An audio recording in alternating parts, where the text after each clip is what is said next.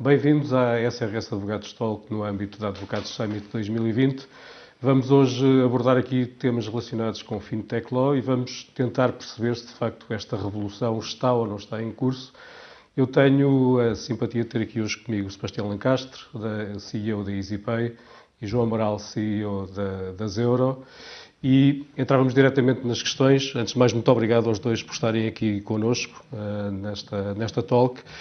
Sebastião, a primeira pergunta para si. Nós fomos inundados há 2 anos atrás com notícias e em todos os meios de comunicação social sobre a Payment Service Directive 2, a famosa PSD2, a Diretiva de Serviços de Pagamento, em como iria revolucionar não só a nossa relação com os bancos, como iria revolucionar a própria atividade bancária e, de facto, iriam permitir que empresas tecnológicas pudessem entrar naquilo que são o negócio dos bancos e, de uma certa forma, criar a lenta morte dos bancos. 2 anos envolvidos, eu, como consumidor, sinto que a morte dos bancos foi vagamente exagerada. Foi mesmo assim? Ou é falta de percepção minha? Eu acho que tem toda a razão em relação à percepção. Portanto, de facto, se calhar houve aqui um certo exagero. Mas eu também acho que houve uma certa inteligência por parte dos bancos na forma como quiseram implementar a PSD2. A PSD2 traz para o mercado 2 grandes revoluções. A primeira é a capacidade que eu tenho de ter acesso a toda a minha informação bancária, e isto significa que nós, enquanto consumidores, é que somos os donos da informação e, portanto, não os bancos, e, portanto, os bancos têm que nos dar acesso a essa informação de forma standardizada. E a segunda parte desta diretiva seria a iniciação de pagamentos, ou seja, eu, em vez de usar um cartão para pagar, passaria a usar uma conta bancária. Se pegarmos na primeira parte, que é o acesso à informação bancária, de facto, ele é possível. Eu, aliás, sou utilizador da única experiência em Portugal que julgo que tem algum sucesso, que se chama Dabox, fazendo aqui a publicidade à aplicação da Caixa Geral de Depósitos, mas onde eu posso agregar a minha informação bancária. Eu sou multibancarizado, obviamente, enfim, como CEO da EasyPay, tenho experiências em vários bancos, e, portanto, a mim dava-me jeito de ter uma aplicação onde eu pudesse centralizar toda a informação. Só que os bancos também, o que é que fizeram? Com esta ameaça de que poderia haver aplicações que pudessem recolher toda a informação de forma automática, criaram barreiras. E a barreira, neste caso, foi eu tenho que ir à aplicação e de 90 em 90 dias dar uma autorização. Bom, mas, enfim, se eu desse só uma autorização, também não vinha daí mal nenhum ao mundo. Só que o processo de autorização é horroroso, não é? Em termos, do ponto de vista de experiência do utilizador, é pura e simplesmente horroroso, não é? Pronto, portanto, agora imagine... É desincentivador. É completamente. Portanto, imagino que eu tenho 4 contas, não é? Portanto, de 90 em 90 dias tenho que ir dar essas autorizações a cada uma das contas e tenho que entrar no home banking de cada um dos bancos e dar autorização e fazer uma autenticação. Bom, portanto, eu acho que provavelmente será na PSD3 que chegará a revolução. Enfim, e então, no que diz respeito à iniciação de pagamentos, ainda pior, não é? Bom, se do ponto de vista da agregação nós ainda vemos assim umas experiências ténues, do ponto de vista da iniciação de pagamentos eu acho que não há experiência nenhuma e é tudo horroroso. Porque, imagina o que é. Portanto, a ideia era eu poder chegar a um comerciante qualquer e no momento do pagamento dizer, olha, eu quero pagar com a minha conta bancária em vez de apresentar um cartão bancário. E, portanto, o processo tinha que se passar ali de forma rápida, não é? Que é aquilo que nós queremos. Ou seja, quando nós estamos no momento de pagar, aquilo que queremos é que seja em segundos. Bom, o processo é o mesmo. Ou seja, eu, de alguma maneira, tenho que transmitir o meu IBAN. O IBAN é recolhido pela pessoa que está na caixa. Vou receber um pedido no meu home banking, onde eu me tenho que autenticar, desculpa lá. Tome lá o dinheiro e acabou-se, não é? Pronto, portanto, eu acho que do ponto de vista da PSD2 em si, o trabalho ainda está um bocadinho por fazer e provavelmente na PSD3 as coisas virão simplificadas. Mas eu queria deixar aqui a nota de que enfim, o que é que foi verdadeiramente importante? E, portanto, aquilo que foi verdadeiramente importante foi o início. Porque nós sabemos que enfim, se calhar não foi com a velocidade a que, enquanto consumidores, desejaríamos, mas é um início. É um início de algo que se está a transformar. E aquilo que se está a transformar, em primeiro lugar, os dados são de quem? São dos consumidores e não são das entidades bancárias. Portanto, eu quero poder fazer análises sobre o meu perfil de consumo e no fundo, poder determinar como é que eu vou fazer as minhas poupanças ou alertas de que eu estou a consumir determinado serviço em demasia. Portanto, eu quero, enquanto consumidor, acesso a essa informação e, por outro lado, eu quero mais facilidade do ponto de vista de pagamento. Portanto, eu quero coisas mais imediatas. João, pegando aqui nas palavras do Sebastião, o João está a lançar uma fintech na área de pagamentos para o consumo. O que é que tem sido desincentivador no âmbito deste processo e como é que se compatibilizam os novos players que entram no mercado com um certo incumbente que está no mercado de massas, que é o MBWay, e que tem, de facto, sofreu alterações ao nível do pressário muito recentemente e que, de facto, do lado do ponto de vista do consumidor, nem sempre tão agradáveis como nós desejaríamos. Certo, portanto, só fazendo aqui uma pequena introdução, então, a nossa fintech que nós vamos lançar é um produto muito engraçado e potencialmente revolucionário a nível do modelo de negócio. Basicamente, o que nós vamos permitir de início é que qualquer pessoa chega a um café, a um bar, a um restaurante, a partir da mesa faça o pedido e faça o pagamento e do outro lado, instantaneamente, o operador do restaurante, do bar ou do café recebe esse pedido e portanto, recebe o dinheiro automaticamente na sua conta.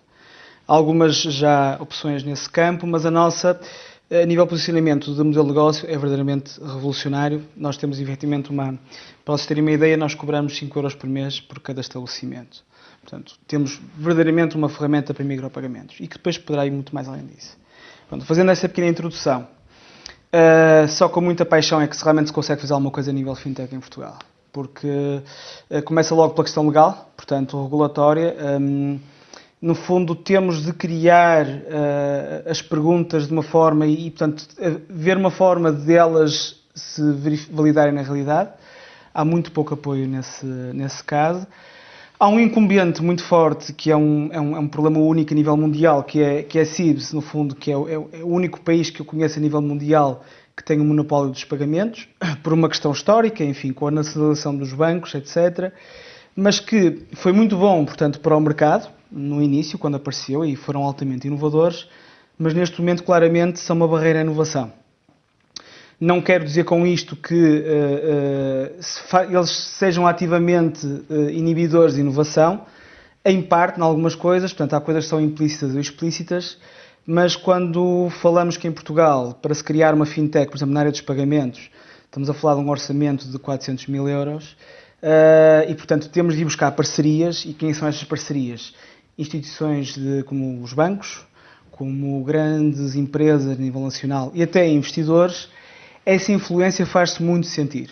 E, portanto, acaba por ser, eu não diria que é o assassino, não é? Mas eu diria que 70% da energia gasta por uma nova fintech em Portugal, principalmente se for direcionada, se tiver um modelo de negócio altamente disruptivo e se for direcionado para o consumidor final, vai-se ver com muitas dificuldades para levar a sua adiante. Portanto, e esta questão, só para falar esta comissão, houve efetivamente esta questão MBWay desde o início, que o MBWay tem comissões de base. Portanto, a CIBS resolveu, no fundo, oferecer o serviço inicialmente para ganhar tração, mas desde o dia 1 que as comissões estão lá nos pressários dos bancos. Independentemente do que se ache sim ou não, a verdade é que os bancos, assim que começaram a cobrar, os bancos no fundo às vezes portam-se um bocadinho como crianças a nível de sustentabilidade e, portanto, começaram a abusar das comissões e, portanto, o que houve foi um clamor público contra as comissões do MBWay e que agora se validou nesta questão da limitação das comissões do MBWay. E o MBWay, como é óbvio, é a base, mas também se aplica a outras fintechs. No meu caso particular, e como apaixonado de fintechs, eu acredito que o maior beneficiário é o consumidor final e, portanto, isto vem beneficiar o consumidor final. É natural que algumas fintechs colegas não acham a mesma coisa porque se calhar tinham um modelo de negócio em que, no fundo, o consumidor ia suportar isto e agora claramente não é. Mas eu acredito, é uma opinião muito pessoal, que tendencialmente tudo que são transações e pagamentos serão gratuitos.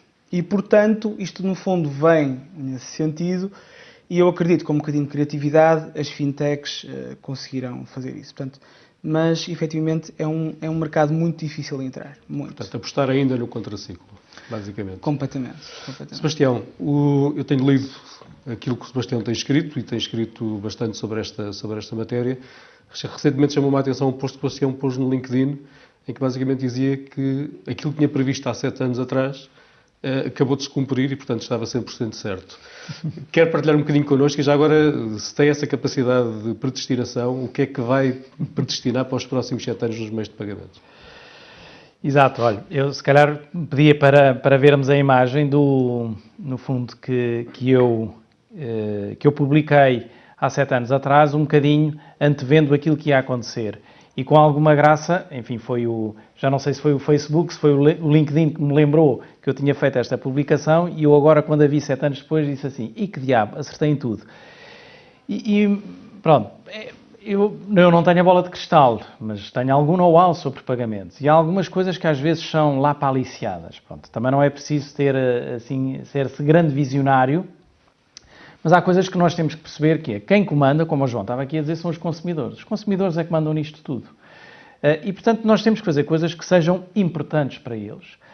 Na altura, o que é que eu dizia? Dizia que aquilo que ia aparecer eram os pagamentos com NFCs, eram os pagamentos com telemóveis, eram os split payments, enfim, uma série de instrumentos que acabaram por aparecer, enfim, demoraram um tempo, porque estas coisas não são todas instantâneas. Mas o que é facto é que hoje, enfim, nós trocamos dinheiro entre nós através do telemóvel, via MBWay ou via o Revolut, enfim, conseguimos ir a um estabelecimento qualquer e pagar, eu pago sempre com o meu relógio, enfim, que é uma experiência de pagamento extraordinária, sem fricção, e ainda encontro muitos estabelecimentos onde as pessoas ficam a olhar para mim, tipo, mas como é que você fez isso, não é? Que magia é que tem aí? Portanto, aquilo que eu há 7 anos previ foi, no fundo, a utilização massiva aqui dos telemóveis e de pagamentos sem contacto. O que é que nós vamos ver agora? O que é que vai acontecer nos próximos anos?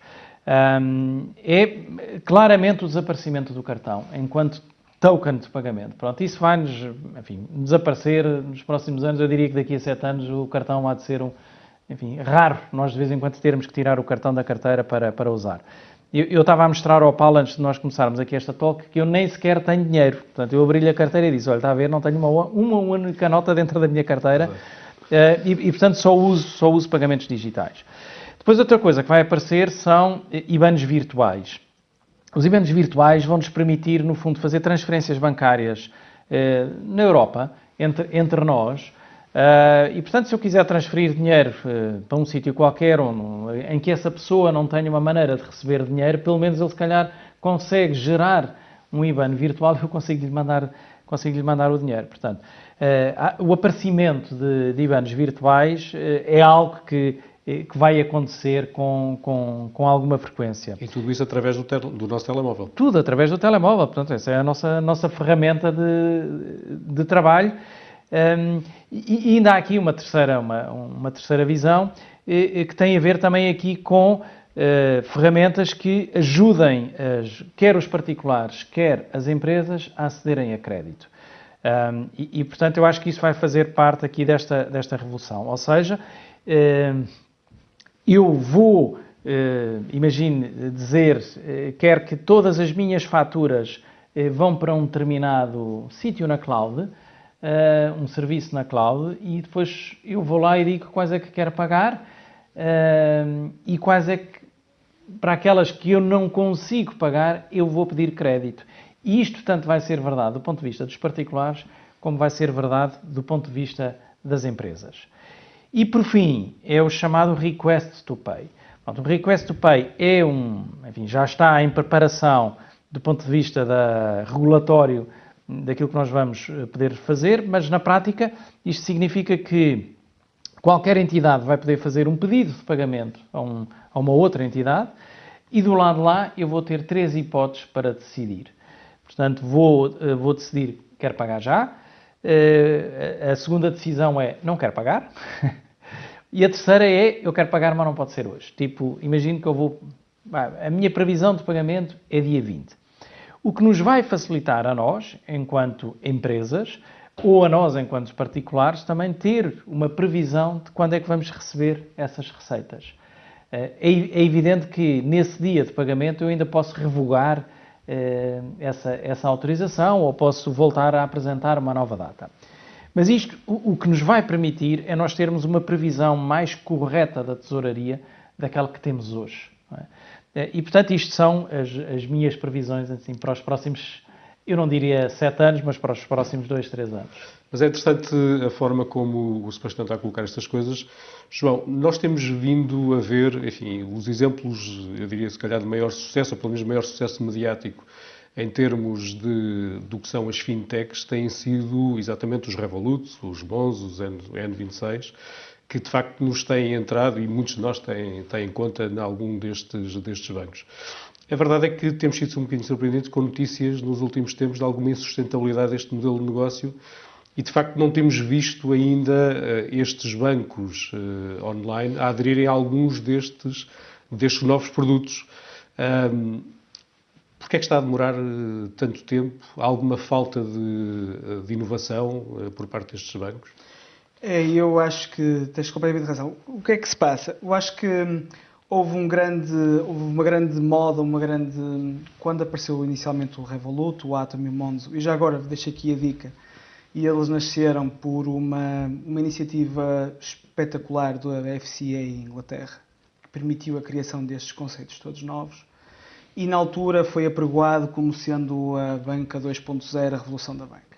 Desde o início, que eu tenho completamente a noção ao contrário, no fundo é uma banca 1.1, porque funciona com os mesmos mecanismos de base da banca e, no fundo, o grande modelo de negócio deles assenta nas comissões por transação com o cartão, que pode ser virtual ou físico, mas, no fundo, a infraestrutura continua a ser a mesma dos bancos, a grande diferença é que não tem uma estrutura física. Portanto, o que é que eu diria? É um ótimo passo em frente e quem usa Revolut, mesmo soluções portuguesas como a Moe, como outras soluções que são soluções infinitamente melhores do que aquela experiência que nós tínhamos há algum tempo atrás, mas eu diria que são um primeiro passo, no caminho certo, mas claramente um primeiro passo, porque a questão continuamos a trabalhar com uma infraestrutura que é do século passado. E, portanto, esses Revoluts, apesar de toda essa inovação, a infraestrutura continua a ser do século passado, com custos altos, e, portanto, não é aquilo que eu, pelo menos na minha opinião, consigo ver para a frente como sendo uma solução sustentável a longo prazo. Agora estão a surgir, finalmente, as notícias que dizem que realmente, espera lá, que isto afinal não tem modelo de negócio, e todos eles, quase sem exceção, estão a passar por algumas dificuldades. O Revolut penso que tem lucros, mas enfim, são lucros muito inferiores ao montante que já foi investido lá.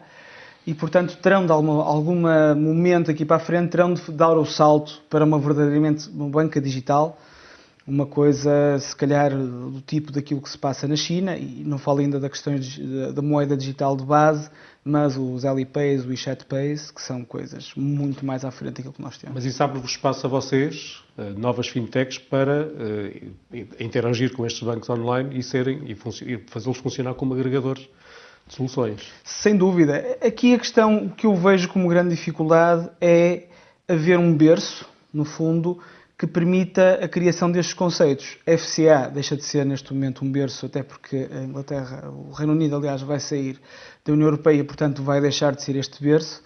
E, portanto, a ideia é que, se efetivamente queremos dar lugar à inovação, há que criar estes berços para permitir estes novos modelos florir. Mas sim, claro, sem dúvida. Muito bem, Sebastião, eu não tenho a sua capacidade, já não tenho os conhecimentos, e não tenho essa capacidade de predestinação relativamente ao que vai acontecer nos meios de pagamento, mas eu aqui há 3 anos escrevi um artigo, que na altura achei que estava muito interessante, que se chamava O que é que acontece se o Facebook criar um banco? 3 meses depois o Facebook veio-me desmentir e veio dizer que queria criar uma moeda virtual. Portanto, eu senti-me claramente a ir no caminho errado. Mas a verdade é que já passaram 3 anos e dessa moeda virtual nem vê-la. Temos tido algumas desistências de parceiros que entraram no início com o Facebook. Não tinha sido mesmo mais fácil para eles criarem um banco e provarem que eu estava certo? Pois, eu acho que não, Paulo. Não? Eu acho que não. Eu acho que não porque, enfim, da experiência que a EasyPay tem de regulação, e é só uma experiência aqui em Portugal, por acaso eu, enquanto empresário, tenho outra experiência na Suíça, mas a EasyPay é só aqui em Portugal.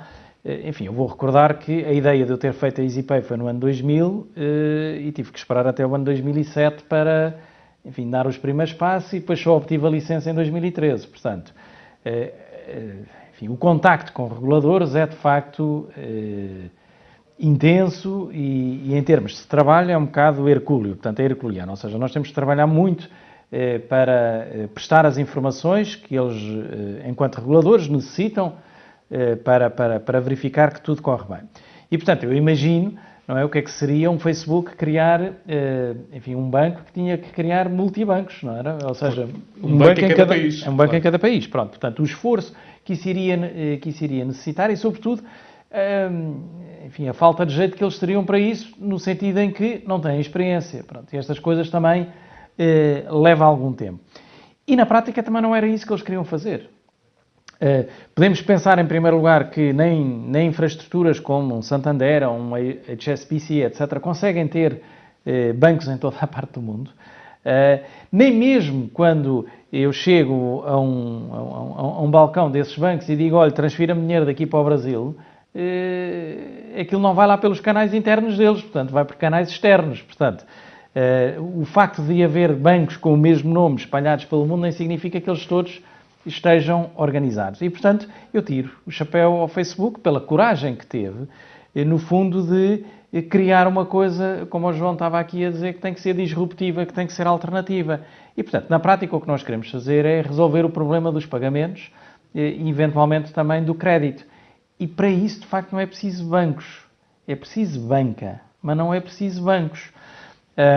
E, portanto, nesse sentido, eu acho que eles fizeram aquilo que foi o correto, convidaram um conjunto de empresas, só que isto são projetos muito longos no tempo, ou seja, muito difíceis de implementar.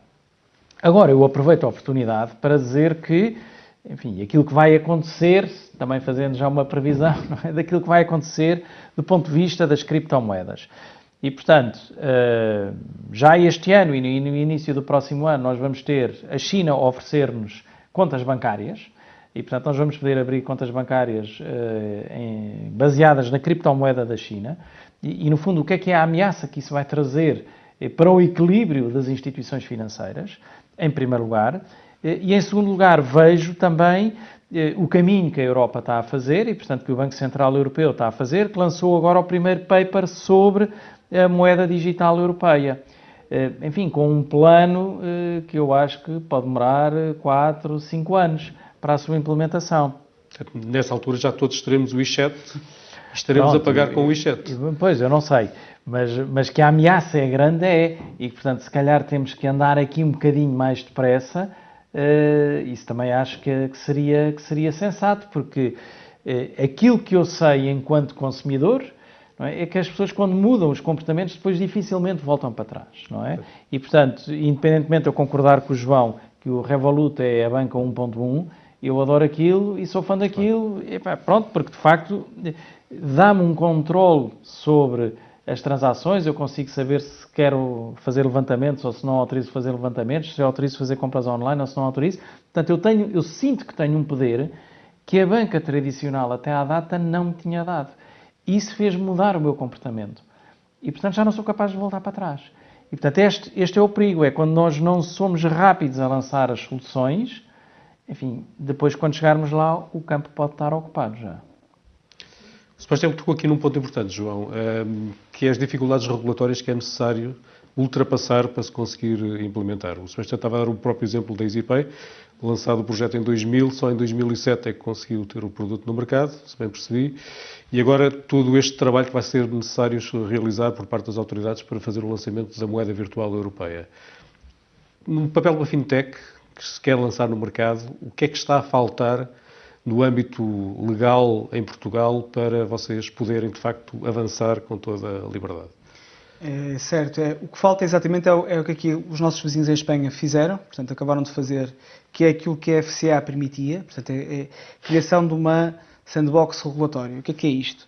É um berço que permite a criação de novos conceitos de fintech, mas com redução, nomeadamente no custo, ou seja, eu não preciso de ter uma determinada instituição para lançar um produto, posso conseguir lançar um produto até determinados valores e, portanto, tenho custos com compliance, KYC, etc., muito mais reduzido, que me permite ir aumentando os meus custos no limite até o que a banca paga, que é o grande custo da banca, é os compliance, etc. Mas, portanto, posso fazer essa transição de uma forma mais ou menos permissiva ou calma e isso é que sim vai dar origem a novos conceitos. Portanto. Mas isto também tem uma percepção de risco para o consumidor, ou seja, naturalmente, mais compliance, menos risco para o consumidor, certo. Menos compliance, a assunção de um pouco mais de risco, ou não é bem necessariamente sim, assim? Lá está. Eu, por exemplo, vou dar um exemplo concreto. Uma conta bancária tem um determinado conjunto de informações para eu ter essa conta bancária. Mas uma conta bancária tanto pode ter 1 euro como pode ter 100 milhões de euros. E, portanto, eu acredito, e, portanto, mesmo os próprios elementos regulatórios acreditam também que o risco é diferente num e no outro. Portanto, a ideia aqui é adaptar o risco e adaptar as condições que eu tenho para lançar um determinado produto. Imaginemos, eu tenho um produto, uma carteira que só me permite fazer no máximo 1000 euros de transação por ano, o risco de branqueamento de capitais ou de fraude é um risco mínimo.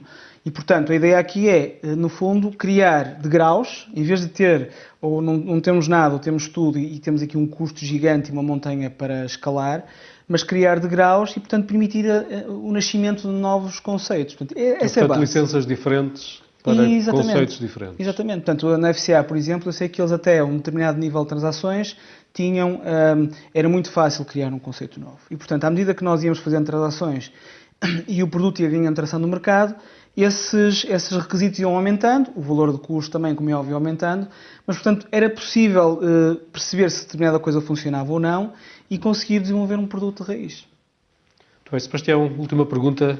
Se tivesse que mudar uma coisa neste mercado de pagamentos imediatamente e que se fosse possível fazer de imediato, o que é que faria? Pois eu acho que, enfim, é uma questão que eu já tenho referido várias vezes, que é o mercado para se mudar precisa de competição. E nós ainda estamos num momento, como o João disse há bocadinho, que é nós temos aqui um player que domina tudo. E, portanto, era algo que fizesse com que houvesse competição, porque é a competição que nos faz transformar. João, mesma pergunta. O que é que se pudesse mudar numa medida? Que medida é que se implementaria? Eu acho que sim. Acho que essa questão do monopólio é uma questão que está a estrangular completamente a inovação. E, portanto, algum tipo de regulamentação que protegesse as pessoas, portanto, as novas fintechs que entram no mercado, para conseguir, no fundo, crescer um mínimo para depois, a partir daí, terem asas para voar. Portanto, a base é essa. Muito obrigado aos dois pelas vossas palavras.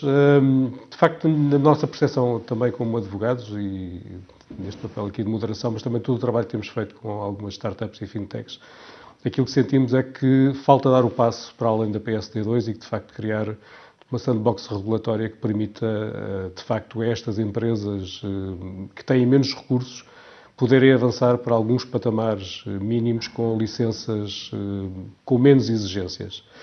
E se de facto fizermos isso, vamos conseguir criar mais produtos e trazer mais produtos para o mercado, que essas em si vão aumentar a concorrência.